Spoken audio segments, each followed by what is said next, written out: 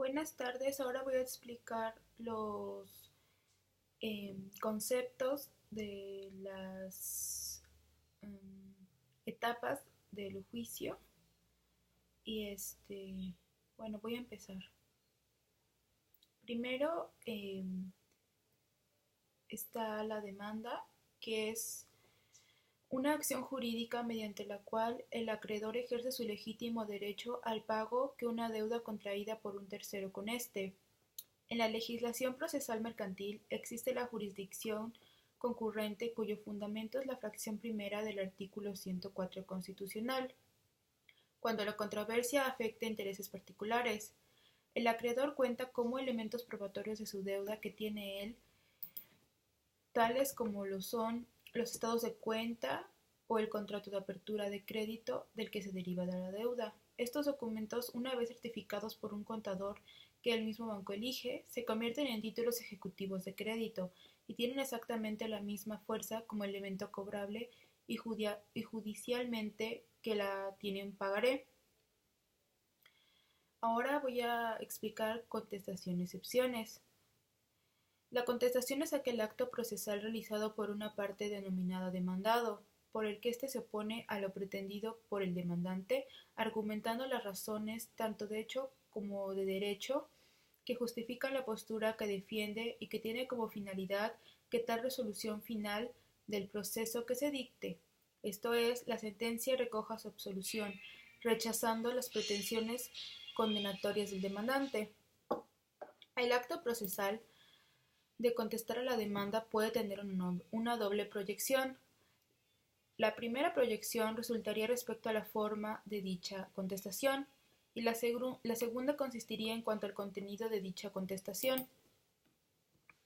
Las excepciones, bueno, se originó en la etapa del proceso de fórmulas del derecho romano como un medio de defensa del demandado.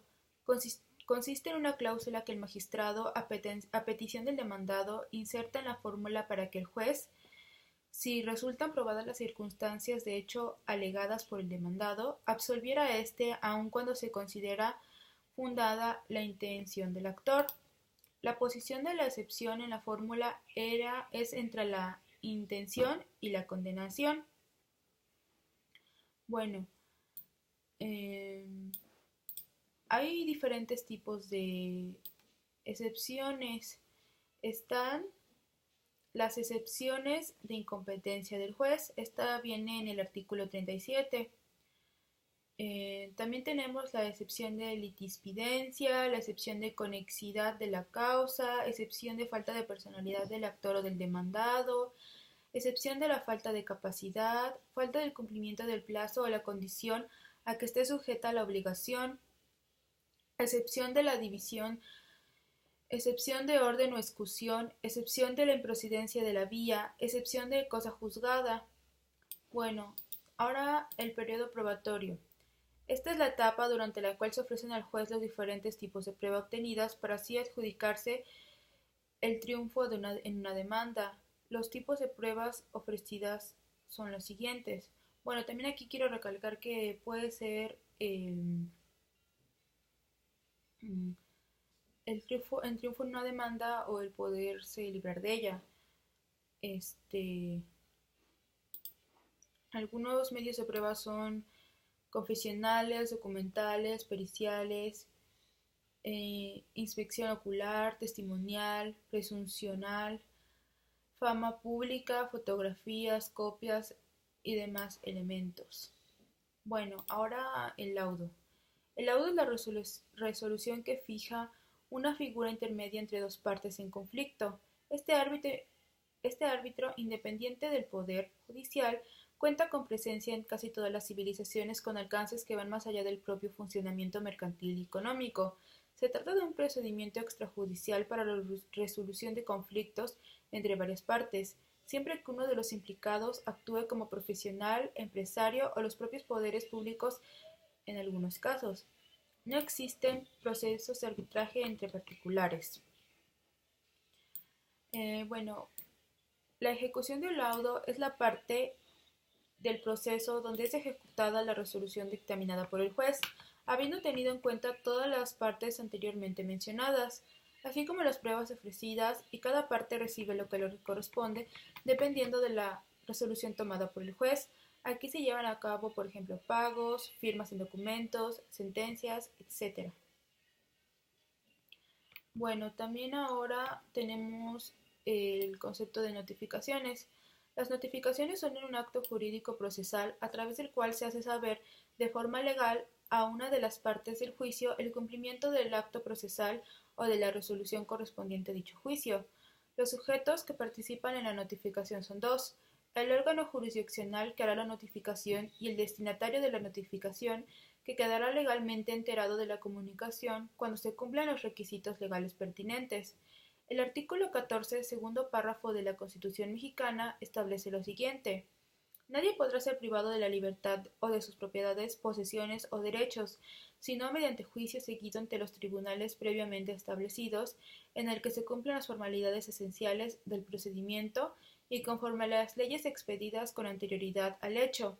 De lo anterior se desprende que al referirse que nadie podrá ser privado de sus posesiones, sino mediante un juicio en el que se cumplan las formalidades esenciales del procedimiento, se refiere, entre otras formalidades, a una notificación.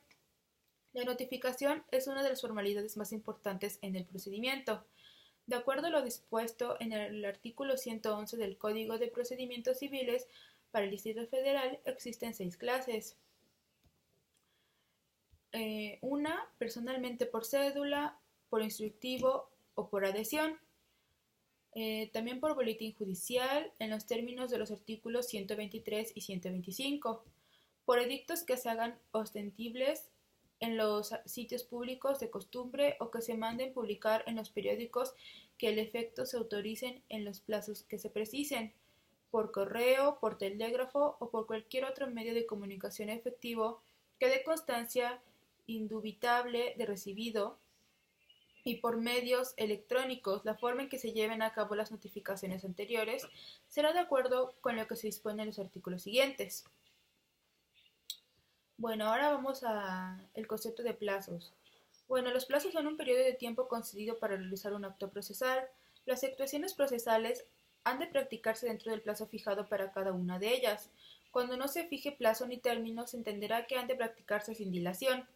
En atención a la posibilidad de que admitan o no prolongación, los plazos procesales pueden clasificarse en prorrogables o improrrogables, siendo en general de esta última naturaleza, salvo fuerza mayor, que habrá de ser apreciada por el tribunal de juicio o a instancia de la parte que la sufrió.